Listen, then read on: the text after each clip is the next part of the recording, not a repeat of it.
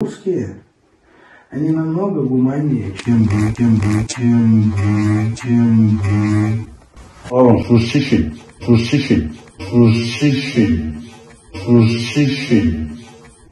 Для них, для всех, мы являемся все русскими.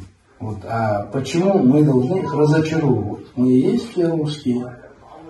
Если мы стоим все одним строем и воюем против сатанизма, фашизма, а кем мы являемся? Хорошо?